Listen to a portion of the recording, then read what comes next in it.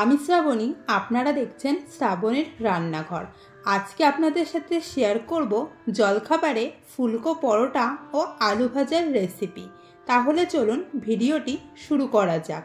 প্রথমেই কড়াইতে তেল গরম করে দুটো শুকনো লঙ্কা ও 1 চামচ কালো জিরে দিয়ে কয়েক সেকেন্ড ভেজে নিচ্ছি।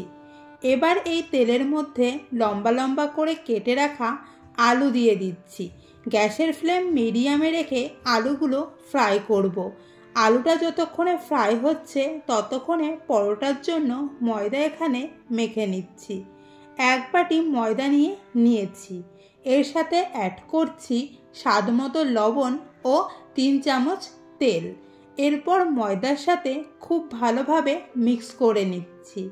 এখানে ময়দাতে ময়ম একদম ঠিকঠাক হয়েছে। মাঝে মাঝে আলুগুলো নেড়ে দেব। এরপর অল্প অল্প জল দিয়ে ময়দাটা মেখে নিচ্ছি। একবারে বেশি জল দেব না, তাহলে পাতলা হয়ে যাবে। তখন অনেক বেশি ময়দা অ্যাড করতে হবে। ময়দা খুব ভালো করে মাখা হয়ে গেছে। এবার হাতে সামান্য ময়দা নিয়ে মেখে রাখা ডোয়ের সাথে মাখিয়ে নেব। এতে মেখে রাখা ময়দার ডোটার গাটা প্লেন হবে। এবার এটিকে লম্বা লম্বা করে নিয়ে মিডিয়াম সাইজের লেচি কেটে নিচ্ছি। এবার এটিকে সাইডে রেখে দেব। ওদিকে আলুটাও প্রায় ফ্রাই হয়ে গেছে। এবার এর মধ্যে 6 থেকে 7টা লঙ্কা, স্বাদমতো লবণ, 1/2 চামচ হলুদ গুঁড়ো দিয়ে খুব ভালো করে মিক্স করে নেব। এখানে গ্যাসের ফ্লেম মিডিয়ামেই রাখবো, না হলে আলুগুলো মচমচে হয়ে যাবে। এখানে আলু ভাজা হয়ে গেছে।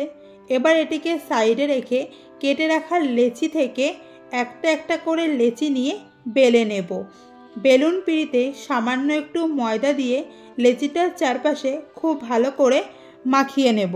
প্রথমেই হালকা গোল করে বেলে নেব। এরপর ওপর থেকে সামান্য ময়দা ও 2-3 ফোঁটা তেল দিয়ে মিক্স করে নিচ্ছি। এরপর এইভাবে ভাঁজ করে নেব।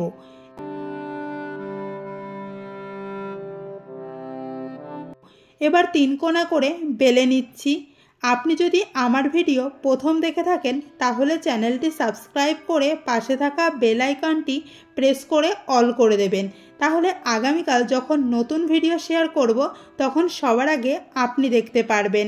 দেখতেই পারছেন কত সুন্দরভাবে 3 কোণা করে বেলা হয়ে গেছে। এবার এটিকে ভেজে নেব। তেল ছাড়াই দুপাশ খুব ভালো করে ভেজে নেব। দুপাশ খুব ভালো করে ভাজা হয়ে গেছে। চারপাশ থেকে তেল দিয়ে দেব।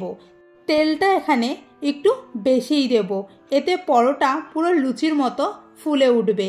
দেখতেই পাচ্ছেন কতটা সুন্দরভাবে ফুলে উঠেছে।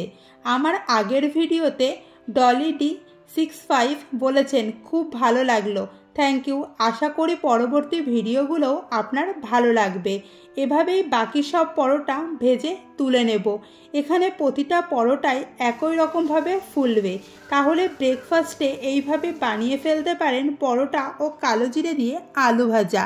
খেতে দুর্দান্ত হয়। ভিডিওটি ভালো লাগলে চ্যানেলটি সাবস্ক্রাইব করে দেবেন। দেখা হচ্ছে নতুন কোনো ভিডিওতে নতুন কোনো রেসিপি নিয়ে।